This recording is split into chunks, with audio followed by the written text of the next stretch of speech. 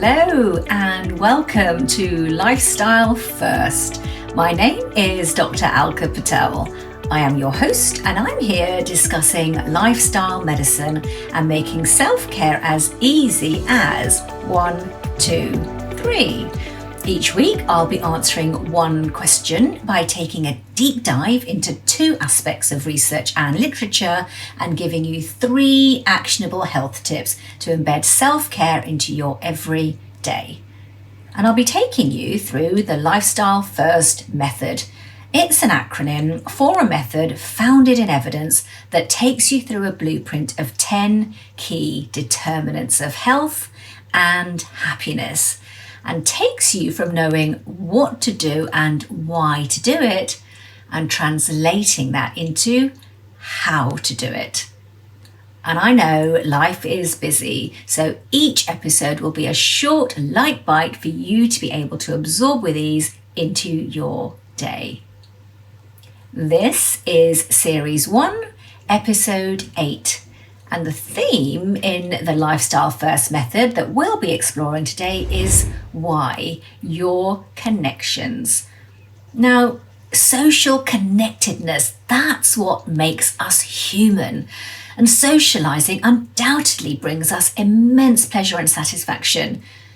But move on from a world where we lived in tribes with face-to-face connections in small geographical areas, we now find ourselves digitally connected across the globe with more people than ever before. And yet these are our loneliest times ever. The longest living people in the world, living in what we call the blue zones of the world, they're linked by strong social bonds. And so the one question I want to ask today is, how do social bonds affect your health? Let's turn to the literature to explore this. So firstly, a systematic review by Professor Holt-Lustad and her team in 2015 analysed over 70 independent prospective studies of over 3.4 million participants and published their meta-analysis in the peer-reviewed journal Perspectives on Psychological Science. And what they found was that social isolation, living alone, and loneliness are linked with early death. In fact, you're 30% more likely to die early if you're lonely. And this is comparable to the risks associated with obesity or smoking or inactivity, but much less attention seems to be being paid to social factors, despite evidence that they carry an equal or greater influence on our health and longevity. We really do need to start taking our social relationships much more seriously. So just to clarify some terminology, social isolation is not the same as loneliness. So social isolation is that lack of social contact, lack of communication, not participating in social activities or not having a confidant, someone to talk to. Loneliness, well, that's that subjective feeling of isolation, disconnectedness, not belonging. And just because you're socially isolated doesn't mean you're automatically lonely, because solitude, having some alone time, some downtime, some me time, it's hugely valuable. And to flip that, you can still be lonely even if you're surrounded by people. In a crowd, at work, in a family setting, you can still feel isolated and lonely in your own journey. And Britain has been dubbed the loneliness capital of Europe. We're less likely to know our neighbours or have dependable friendships. So back to the blue zones, where people live their longest, happiest, healthiest lives, social connections are ingrained here. In places like Sardinia, there's a culture that encourages residents to finish their day in the local cafe where they meet with friends, and there's a support system that has the entire community joined together and even pitching in for events and festivals. Okinawans in Japan, they have moais, so groups of people who stick together their whole lives. This was originally created out of financial necessity, but it's endured and evolved into mutual support networks. And in Ikaria and Nicoya, people find time to connect at daily happy hours or as they pass neighbours in the street. And yet here in Britain, many of us don't know our neighbours. So the second publication I wanted to share with you is the book called Loneliness, Human Nature and the Need for Social Connection. It's by John Cacioppo. He's an American neuroscientist. Great book. And he notes that loneliness developed for important evolutionary reasons to remind us that as social beings, we must seek the company of others and that we're safer together. Now, we all feel pangs of loneliness at some moments in our lives. Brief and superficial moments or acute and severe moments.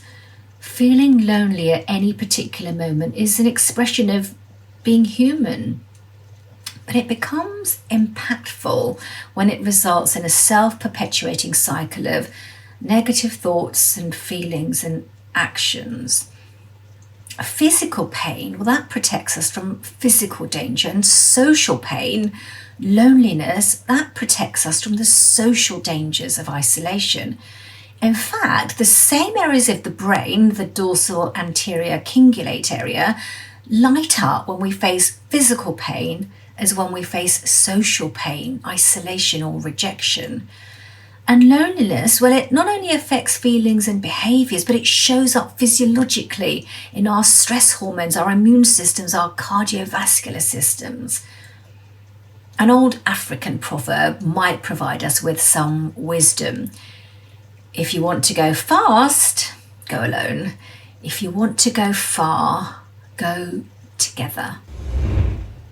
And now here is the part of the podcast I most look forward to. Your 3 health hacks, your 3 activating actions, your lifestyle first prescription. And today I'm prescribing your connections. So, number 1, sometimes it can be hard to understand loneliness beyond maybe just feeling lonely.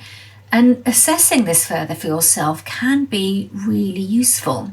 So try taking the UCLA loneliness assessment.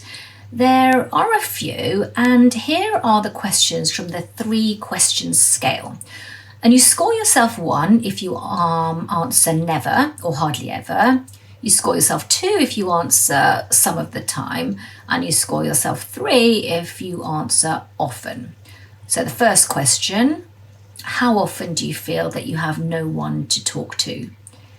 Hardly ever or never, some of the time, or often. Question 2 is, how often do you feel left out?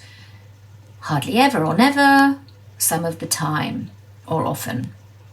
And the third question is, how often do you feel alone? Hardly ever or never, some of the time, or often.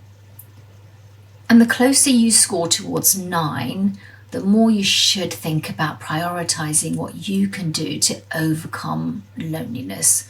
So here are a few suggestions. Activating action number 2. Again, sometimes it's not easy to connect with others when you feel lonely. It might seem the most obvious thing to do, but it can be hard. But it is possible to find solace in other things that can ease the social pain of loneliness. A pet, a favourite book, a walk outdoors, time in nature, it can all help.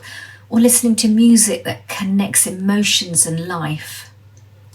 And your third activating action for today is about helping others. Again, connecting with others isn't easy when you're feeling lonely, but helping others, that eases loneliness because it makes us be less self-focused.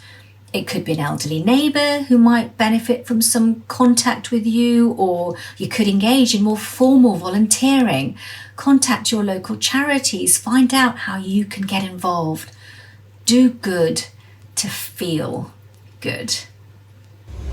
And that concludes today's episode, making self-care as easy as 1, 2, 3, with backing and information and evidence from the field of lifestyle medicine. I really hope this has inspired you to take action. Please don't forget to subscribe and share. The more you share, the more you too are instrumental in spreading messages of health that matter. And of course, please do leave me comments and ratings and a review so that I can continue to provide you with credible, motivating, thought-stimulating and practical information that lets you shape your health and be the author of your own health story. You can connect with me on all the usual social media channels at Dr. Alka Patel UK and use the hashtag the Lifestyle First Podcast or hashtag TLFP so that I can easily connect with you. And if you want to know more and access show notes and free resources, then just head on over to my website www.dralkapatel.com. I look forward to welcoming you back next week.